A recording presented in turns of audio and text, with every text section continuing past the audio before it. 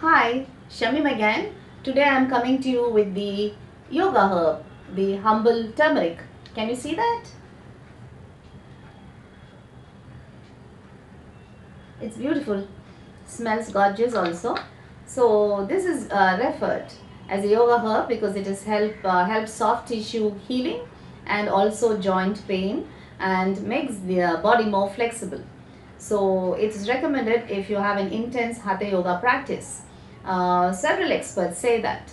I myself am not an Ayurvedic expert, but I read this very often because I'm very keen on the connection between Ayurveda and yoga. And some of the books I would recommend here is this book, The Yoga of Herbs, as you can see,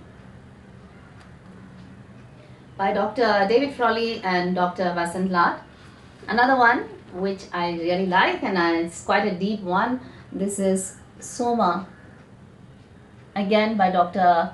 David Frawley, who is my favorite author in Ayurveda. Soma in yoga and Ayurveda. And recently I acquired the book. I've still not gone through this, but this is the book that I really I'm quite excited about. Maybe it's not clear here. I'll read out the title to you in a while. It's called The Glow by Vasudha Rai, and she is talking about Indian foods, recipes and rituals. I love that. For beauty inside and out. Yes, so this humble turmeric, which is very inexpensive part of the Indian curries, is the yoga herb. In 1995, the two NRIs, non-resident Indians living in the US, actually claimed and got a patent for haldi products. This is a shock, right? Because haldi has been part of Indian tradition for so many years. I mean, for centuries, not years. So suddenly the Indian scientists who had actually lost out a neem patent, somebody has actually claimed and got that. So now they suddenly woke up and said, no, we cannot let this happen. They hired a US legal firm who got a lot of researchers to look back at traditional Indian texts and find out how intrinsic turmeric was part for Indian healing tradition and recipes. So we have got that back, and luckily the patent was revoked. Apparently the US Patent Office usually does not revoke a patent once it is granted, but we got lucky. So this is now back here. But today what you find in the shelves would be only one aspect of the turmeric, the supplements I'm talking about, curcumin it is called. This is because haldi is such a fragile thing in the body that apparently its entry and exit is so mysterious that the researchers have not been able to pin down exactly what it is up to in your body. So they have worked on curcumin, which is one of the parts of the turmeric. So the supplements you find would be that one basically, but haldi in traditionally when it's used traditionally is much more than that.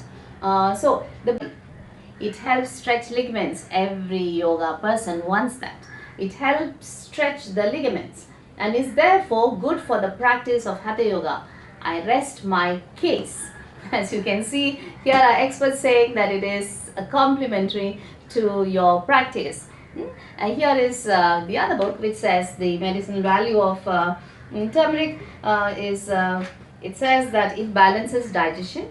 Most of these things which are yellow in color help with the Manipur chakra because the yellow is associated with that. It's easy to remember that way. It promotes healing of soft tissue injuries, and again these yogis always falling all over the places, trying stunts, so we need that. And guards against cancer, which is seen as sometimes referred as a disease of the saints because people take it on themselves, the pain. This is the powder form of that, very pretty, and it is used in a lot of skin products. This book is suggesting that, and if you Google you'll also find that, but they also have side effects, so you don't want to just self-prescribe.